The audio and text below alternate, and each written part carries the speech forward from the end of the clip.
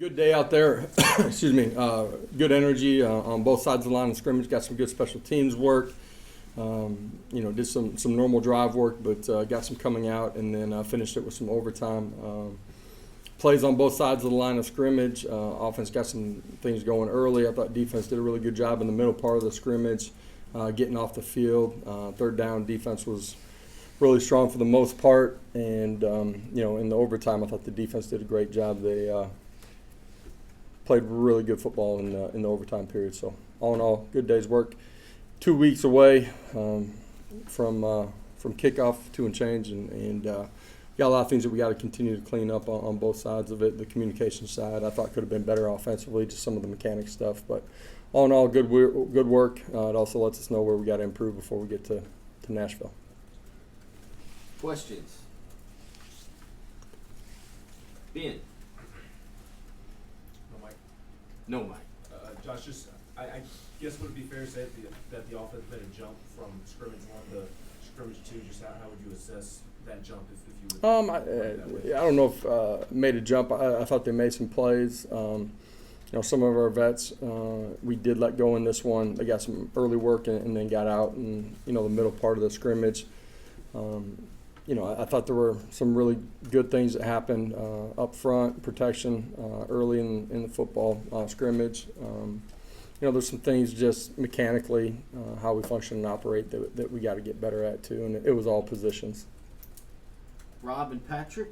Coach, you mentioned the offensive line. How did you function up front without Cooper, and personnel-wise, what did you look like? We've had multiple guys going at center, like I said, when I talked about Cooper being out.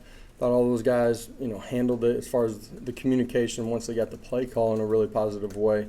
I think our protection with the one group in particular has been pretty sound for the most part, and those guys got to continue to grow. We'll find out, as we continue to finish up training camp, where we're at with who will run out there with the first group, the first game.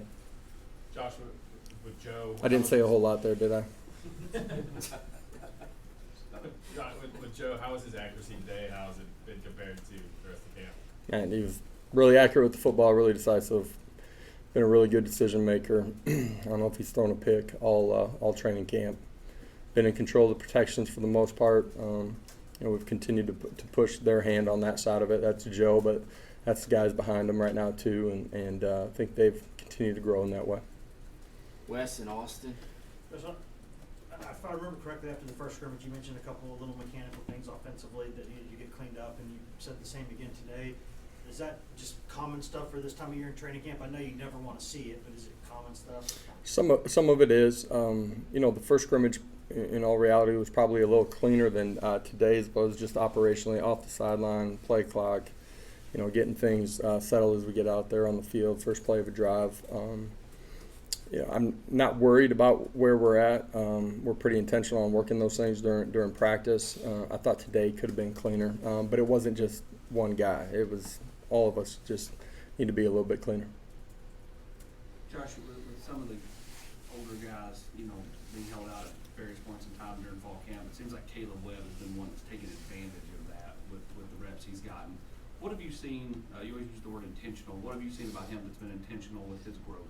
Yeah, from the off season to where we are today, he's been very intentional. I don't know if anybody spends more time in the building catching balls off the jugs. He's always coming back for extra work in the middle of the day to understand, what he's doing, what he's seen to continue to grow within our offense, understand defensive structure. He's just, he's gotten a lot stronger. His lower body in particular, that's helped him, speed, getting in and out of breaks. He's just continuing on his football journey with a real purpose every day, and small strides end up to big gains by the time you get to kickoff. Been really pleased with him. Chaz Nimrod is a guy that's done the exact same thing. He's continued to grow. He's played multiple positions within our offense, and really excited about Chaz and Caleb. Adam and Rick? A couple injury questions. One, can you confirm Bishop and Weathersby, they're out for the year or for a while? Weathersby will be out for the year.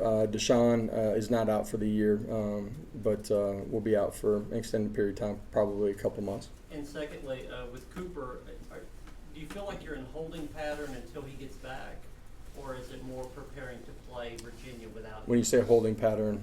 just, he's gonna be back soon, so we just need to, he'll be back and everything will be fine for the opener, or are you comparing, we need to be ready to play without Cooper? No, I mean, we believe we'll have an opportunity to have him back. Everything's gone well since, he, missed training camp and had the issue that he had. But at the same time, like, and it's true for every position, but in particular the offensive line, like, you better have contingency plans. You don't know when that's going to happen. Guy gets an ankle. You guys have seen that since we've been here, so every week you got to understand, where you're at going into the game, how you want to manage and play those guys if you're healthy. But if something happens to one of those 5 guys, somebody gets nicked up, who's the next in? How are you shuffling your front 5 if, in particular, a center goes down? So those are things that, you work through every training camp and throughout the course of the season. Noah, then Brent. Coach, you said after the first scrimmage, the run game kind of closed out strong. How would you assess that group today? Yeah, we'll be able to see more as you go back and watch it with all the bodies, and the moving parts up front. I thought at times we're really efficient and effective. There's some things that are unique within our run game that I thought, our guys handled really well. Some of that in our pull schemes. I thought the backs did a really good job of pressing, making cuts, some of that coming out the back door. We managed the load of, the guys that you've seen play a lot of football here. A lot of our young backs got a lot of work today. I thought they handled and operated better than they did in the first scrimmage as they continue to get comfortable in how we play. Coach, I know it's a double-edged sword, in terms of good pass protection. What does that mean for your pass rush? There's been a lot of talk about getting better with a 4-man pass rush. Through 2 scrimmages, where do you think you are with that 4-man rush? Not just the scrimmages, the practices are extremely important too to evaluate where you're at. I know that we've taken strides. That's in the interior, that's on the edges. We've added depth, which allows those guys to rotate more and stay fresh. I'm excited about what we're doing on the front 4 at this point, and some of the things that we have to grow in particular, pass defense in general, but third down defense, third and long defense in particular as well. A huge part of that's the back end, your backers included, but it starts with getting a really good pass rush. I'm excited about the growth that I've seen so far. Ryan and Eric. Sort of following up on that, what kind of progress have you seen throughout camp from Josh Joseph and James Pierce? How those guys come along? Yeah, first of all, those guys dramatically changed their habits off the field. They changed their bodies because of that within what we're doing, strength and nutrition. And their level of play and understanding of what we're doing has continued to grow in a really big way. I've said this before, but, there's a difference between guys that come in mid-year, I'm talking about true freshmen, and guys that show up, late May, early June. Those guys were both June arrivals last year. They did some really positive things last year, but they've had a really good offseason of continued growth. At this point in fall camp, 2 scrimmages in, look at the secondary. I know you're trying some different pieces back there. Anybody separating themselves from the pack? Well, similar to offensive line, right? You got to have contingency plans as far as where guys are going to truly navigate to get your best 5 on the field. You got to have some depth at those positions too, and rotate some during the course of a ball game. We got some young guys that have really grown here over the last 11, 12 practices. Excited about them. They'll play some defensive snaps, but they'll play a ton on special teams too. Our vets. I'm excited about the guys that maybe missed a little bit of time last year or here early in training camp. I feel like they've really grown in our schemes, understanding communication, fundamentals, and technique. The next couple of weeks are hugely important, as we get everybody back healthy to make sure that we grow the right way before kickoff. Wes. What kind of off-season and camp has Jalen Wright had? He's always been such an impressive guy when he gets out in space, athletically. How's he done in terms of staying healthy, doing all that stuff? Yeah, he's been healthy throughout the course of training camp.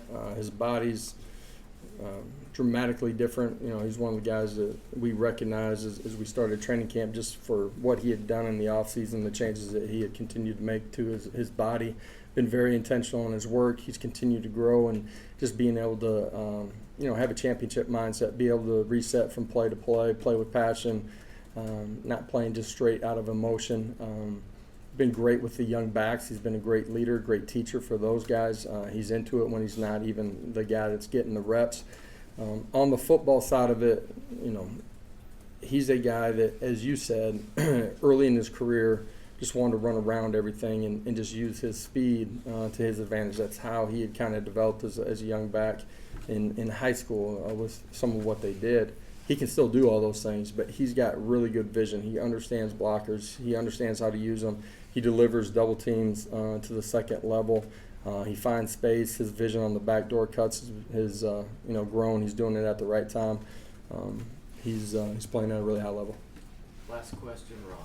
Coach, from the outside looking in, it looks like you got more depth in the secondary. That's been tested a little bit, guys being nicked up.